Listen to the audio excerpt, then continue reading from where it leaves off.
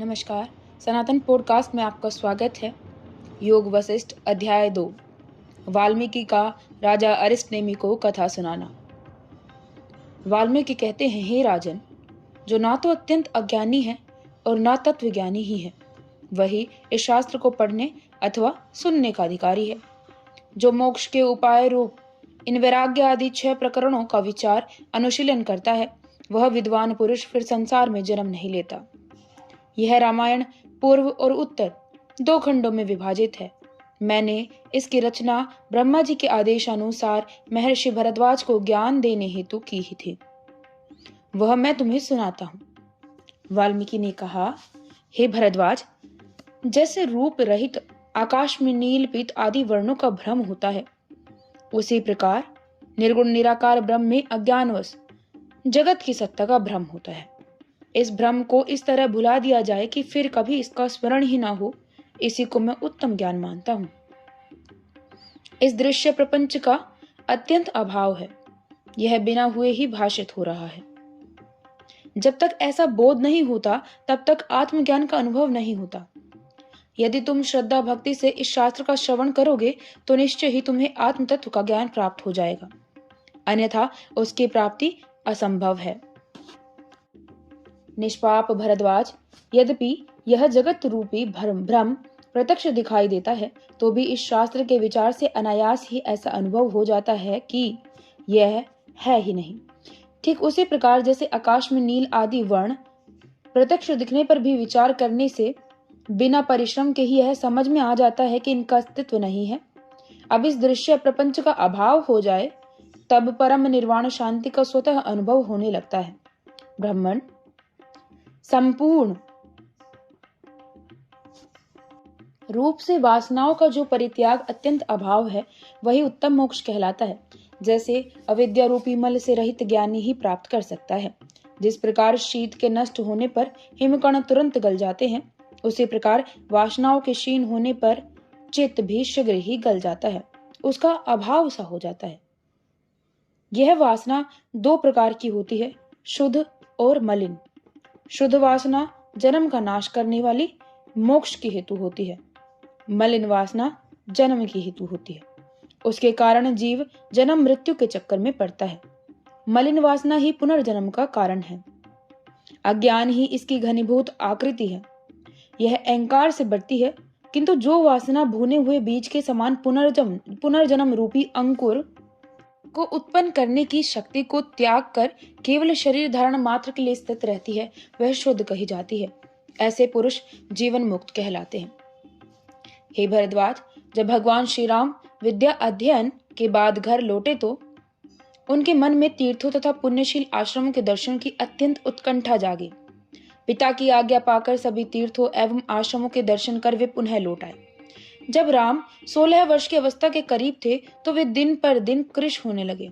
राजा दशरथ ने सब ज्ञानियों में श्रेष्ठ महर्षि वशिष्ठ से इसका कारण पूछा तो महर्षि वशिष्ठ ने कहा, इसमें कुछ कारण है, किंतु इसके लिए तुम्हें दुख नहीं करना चाहिए।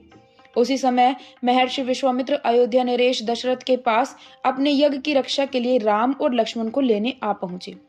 महाराजा दशरथ ने उनको यथा योग्य आसन पर बिठाकर उनके आने का कारण पूछा तो विश्वामित्र ने कहा कि हे नृपश्रेष्ठ, आप महान कुल में उत्पन्न हुए हैं और महर्षि वशिष्ठ की आज्ञा के अधीन रहते हैं। मैं अपना हार्दिक अभिप्राय आपसे निवेदन करता हूँ। जब जब मैं यज्ञ के द्वारा देव समूहों का पूजन करता हूँ, तब तब निशाचर आकर मेरे उस यज्ञ को नष्ट कर देते हैं। यज्ञ मंडप की भूमि में रक्त और मांस बिखेर देते हैं। मेरे मन में यह विचार नहीं होता कि मैं क्रोध करके उन्हें शाप दे दूं। मैं आपके ज्येष्ठ पुत्र राम को अपने यज्ञ की रक्षा के लिए लेने आया हूँ। मैं श्री राम को अस्त्र शस्त्र विद्या प्रदान करके अनेक प्रकार से अनंत कल्याण का भागी बनाऊंगा, जिससे ये तीनों लोकों में पूजनीय होंगे। कमल नयन राम कोई साधारण पुरुष नहीं, साक्षात परमात्मा है। इन्हें मैं जानता हूँ, महर्षि वशिष्ठ भी जानते हैं तथा दूसरे दीर्घदर्शी महर्षि भी जानते हैं। यदि आपके हृदय में धर्म, महता और यश के लिए विशेष स्थान है, तो आप अपने प्रिय पुत्र श्री राम को मुझे दे दीजिए। ठीक समय किया गया थोड़ा सा भी कार्य बहुत उपकारी होता है। और समय बीतने पर किया हुआ महान उपकार भी व्यर्थ हो जाता है।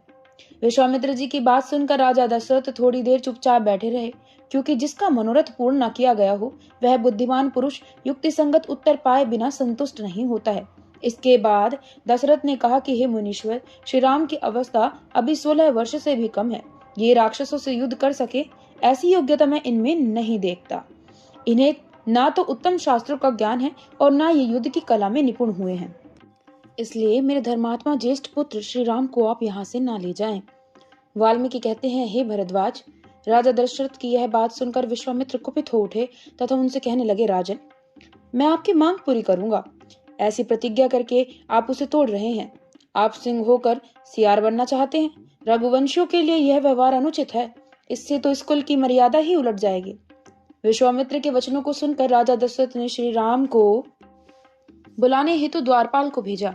वह थोड़े ही समय में वापस आ गया और राजा दशरथ से बोला कि श्री राम अनमने होकर अपने भवन में बैठे हुए हैं। तब राजा दशरथ ने श्री राम के सेवकों से राम के बारे में पूछा तो वे सेवक कहने लगे, देव, आपके पुत्र श्री राम का शरीर अत्यंत कृश हो गया है। श्री राम जब ये तीर्थ यात्रा से लौटकर आए हैं तभी से उनका मन बहुत उदास रहता है। वे कहकर चुप हो जाते हैं कि संपत्ति से, विपत्ति से, घर से अथवा विभिन्न चेष्टाओं से क्या होने वाला है, क्योंकि सब कुछ तो मिथ्या है। वे अकेले बैठे रहते हैं। भोग में उनकी आसक्ति नहीं है। सन्यासी व तपस्वी के आचरण का अनुसर करते हैं। वे न हंसते हैं, न गाते हैं, न ही रोते हैं।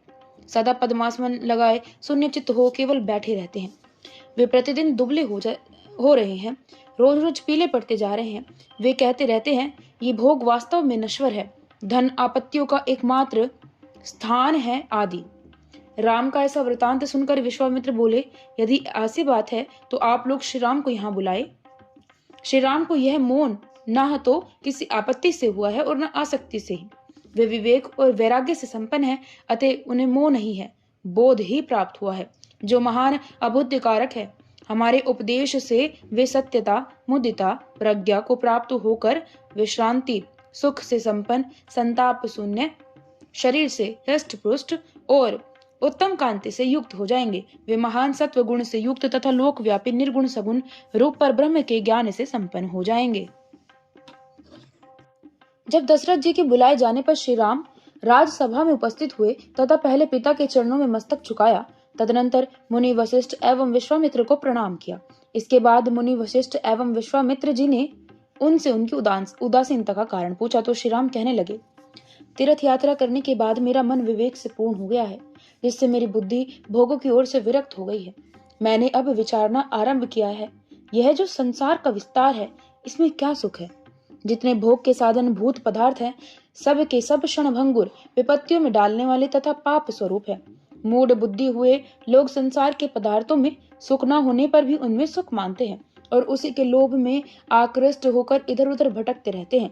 यद्यपि यहाँ लोग किसी के द्वारा बेचे नहीं गए हैं, तथापि बिके हुए के समान परवश हो रहे हैं। इस बात को जानते हुए भी कि यह सब कुछ माया का खेल है, हम सब लोग मूढ़ बने बैठे हैं। यह कितने खेद की बात है।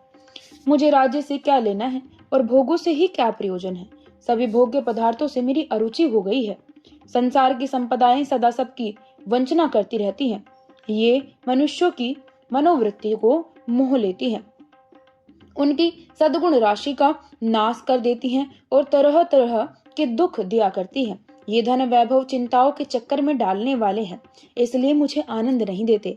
अज्ञान रूपी रात्रि में तीव्र मोह रूपी कुहरे से लोगों की ज्ञान रूपी ज्योति नष्ट हो जाने पर दूसरों को दुख देने में परम चतुर विषय रूपी सैकड़ों चोर हर समय और प्रत्येक दिशा में विवेक रूपी श्रेष्ठ रत्न का अपहरण करने के लिए जी जान से लगे हुए हैं।